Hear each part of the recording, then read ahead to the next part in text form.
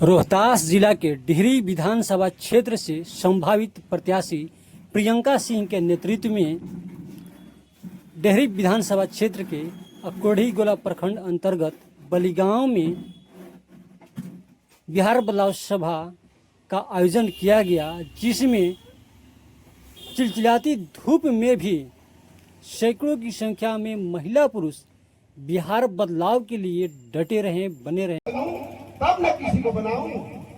तो उन्होंने इस मुहिम को छेड़ा कि बिहार, इसके लिए उन्होंने कहा कि कम से कम हमारे साथ आप लोग कंधा से कंधा मिला करके इस मुहिम में साथ लें, लेकिन हम अकेले कुछ नहीं कर। बिहार बदलाव सभा के संचालनकर्ता भाई पिंटू राठौर जी, हम सभी के बीच जनसुराज के जिलाध्यक्ष भाई हीरालाल कुशवाहा करने को लिए मजबूर हैं। हमारे यहाँ शिक्षा का उत्तम व्यवस्था है तो बोलिए कि है, नहीं है तो बोल दीजिए कि नहीं है। इलाज का उत्तम प्रबंध है। कोई बड़ा रोग किसी को गांव घर में हो जाता है तो हमारे प्रखंड में, हमारे जिला में इस तरह का व्यवस्था है बिहार के अंदर, जहां इलाज उचित हो जाए, नहीं है। अब एक सवाल मैं आप लोगों से और जानना चाहता हूं कि बिहार के ऑफिसों में जो कार्यालय है सरकारी, उसमें घूस लगता है कि नहीं लगता है? बोलिए भाई, और लोग बताइए। एक आदमी कह रहे हैं हाँ या नहीं, लगता है? लगता है। लगभग सारे लोगों ने यह कहा कि लगता है। और आजादी से आज तक जितने लोग आए,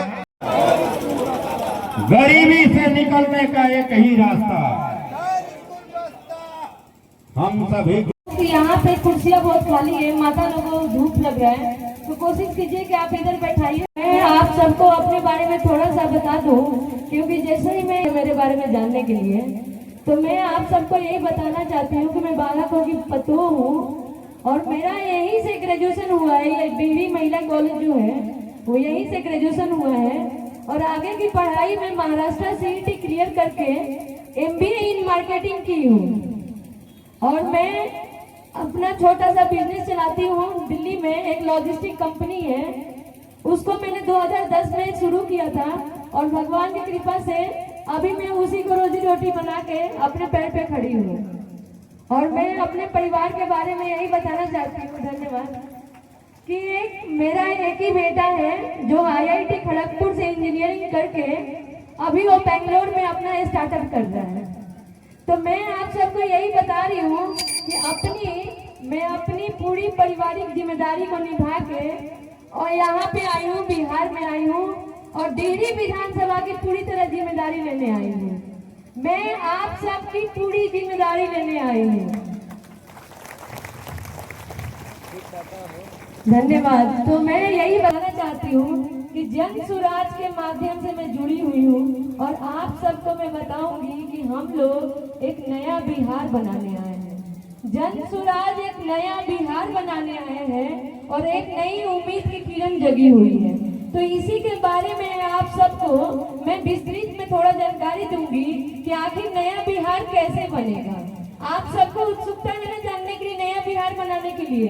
एक बार जोर से बोलिए, आप लोग उत्सुक है ना जानने के लिए? नया बिहार बनाना है ना? बनना चाहिए कि नहीं बनना चाहिए? एक बार जोर से बोलिए, नया बिहार बनना चाहिए कि नहीं बनना चाहिए? हमारा बिहार विकसित राज्य बनना चाहिए कि नहीं बनना चाहिए? तो इसी माध्यम से मैं आपसे बनेगा और हर घर में विकास कैसे पहुंचेगा। तो आप सब, मेरा जो 5 संकल्प है हमारे जन सुराज का, आप सबको मैं चाहती हूँ कि हम 5 संकल्प जो लेके आए हैं उसके बारे में आप सबको थोड़ा अच्छे से समझा सकूं कि 5 संकल्प इतना पूर्ण है, संपूर्ण है कि हमारे बिहार को विकसित राज्य बना सकता है। लेकिन मैं सबसे पहले यही कहना चाहती हूँ कि ये बिहार विकसित राज्य तभी बन सकता है जब तक आपके घर में विकास पहुंचेगा। हर घर के विकास पहुंचेगा तभी हमारा बिहार विकास हो सकता है। तो इसी के लिए मैं जन सुराज का जो हमारा 5 संकल्प है उसके बताने के पहले मैं प्रशांत किशोर जी, जो हमारे आदरणीय प्रशांत किशोर जी हैं, जो हमारे जन सुराज के सूत्रधार हैं, उनके बारे में थोड़ा सा बता दूं कि वो 3 साल से हमारे बिहार के लिए, हमारा नया बिहार बनाने के लिए 3 साल से जितना जी जान से मेहनत कर रहे हैं, गांव-गांव घूम रहे हैं, किसके लिए? हमारे बिहार के लिए, तो उस विकसित राज्य के रूप में बन सके।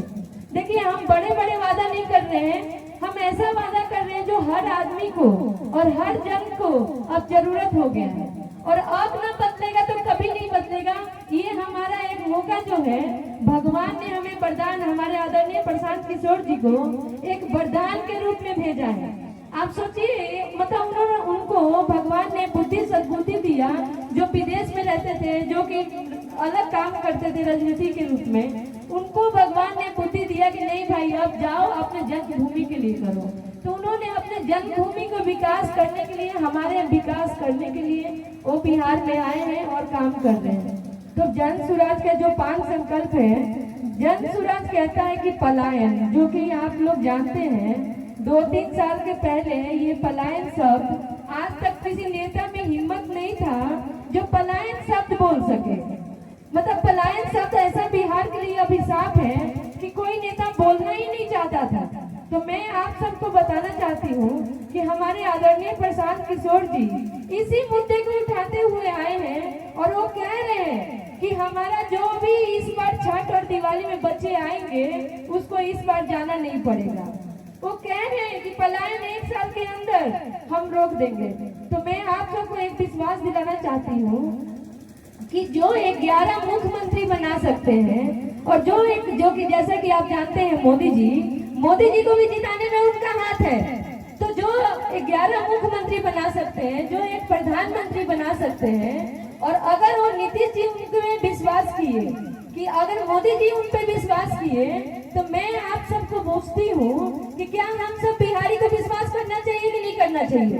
एक बार जोर से बोलिए, हम सब बिहारी को विश्वास करना चाहिए कि नहीं करना चाहिए? तो इसीलिए मैं कह रही हूँ कि हमारे आदरणीय प्रशांत किशोर जी जो कह रहे हैं, उनके सूझबूझ पे आप सबको विश्वास करना है। अगर वो कह रहे हैं कि 1 साल के अंदर पलायन रुकेगा, तो रुकेगा। मैं आप सबको ये विश्वास दिलाती हूँ कि आपके उनके सूझबूझ पे आपको विश्वास करना है कि अगर वो कह रहे हैं कि 40-50 लाख जो हमारे बिहारी बाहर रहते हैं, जो 10 से 15 हजार रुपए कमाने के लिए उनको बाहर जाना पड़ता है, मजबूरी बस उनको यहाँ लाया जाएगा, उनको यही रोजगार दिया जाएगा। तो आप सबसे मैं यही विनती करती हूँ कि उनके सूझबूझ पे आप सबको विश्वास करना है। अगर वो कह रहे हैं कि यही फैक्ट्री लगेगी, यही कंपनी आएगी, तो आएगी। बस आप सबको एक बार उनको मौका दे के देखना है। तो यही पलायन शब्द जो है अब बिहार से खत्म हो जाएगा। तो ये पहला संकल्प हो गया। दूसरा संकल्प है, जैसे कि शिक्षा के लिए आप सब जानते हैं कि जो अमीर है वो तो अपना फीस देकर प्राइवेट स्कूल में अंग्रेजी मीडियम में पढ़ा लेता है, लेकिन जो गरीब है वो मजबूर है सरकारी स्कूल में भेजने का। जैसा कि आप सब जानते हैं कि गरीब को सरकारी स्कूल में भेजना मजबूरी है, और सबको पता है कि सरकारी स्कूल में पढ़ाई नहीं हो रहा है, लेकिन मजबूरी की वजह से सरकारी स्कूल में भेजना पड़ रहा है। तो हम लोग यही कहते हैं कि अमीर हो या गरीब हो, हर बच्चे का अधिकार है सरकारी स्कूल से बाहर निकलने का, अच्छी शिक्षा लेने का, अंग्रेजी मीडियम में पढ़ने का। तो मैं यही कहती हूँ कि हर गरीब बच्चे का अधिकार है अंग्रेजी मीडियम में पढ़ने का, प्राइवेट स्कूल में पढ़ने का, अच्छी शिक्षा लेने का।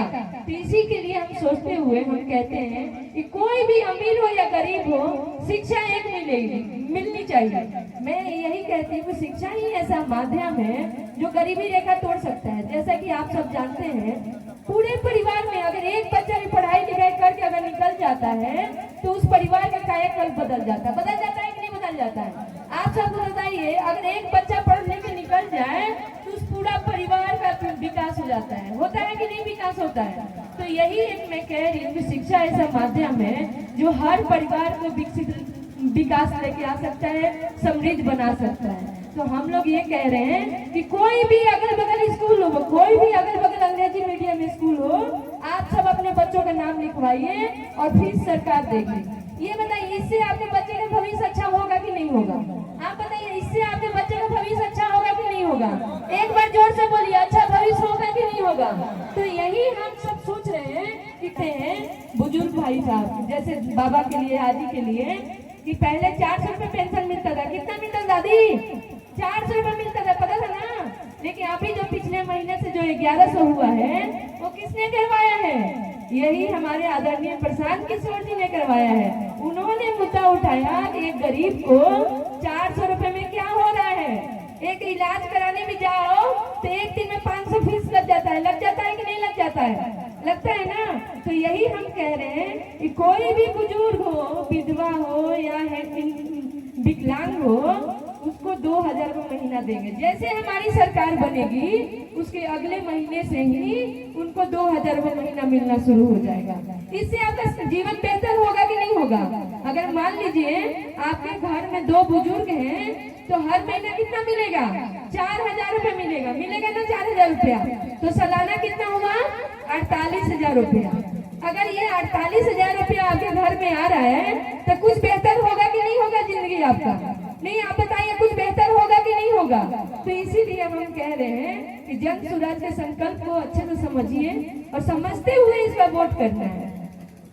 चौथा जो हमारा संकल्प है महिलाओं के लिए, जैसे माता बहनें यहाँ पे बैठी हुई हैं, यहाँ पे हमारे बिहार की ऐसी स्थिति हुई है कि कोई महिला काम भी करना चाहती है तो उनको काम ही नहीं मिल रहा है। बस साल के 1-2 महीना खेती का कुछ काम मिला, बाकी दिन महिलाएं बैठी हुई है। तो हम लोग ये कहते हैं कि छोटे छोटे ग्रुप में बांट के, छोटी छोटी बेसिक ट्रेनिंग दे के, उनको आर्थिक सहायता दे के, इस तरह से उनको ट्रेनिंग दिया जाए जैसे उनको सालों भर उनको काम मिल सके और छोट मोट रोजगार करके अपना जीवन यापन कर सके।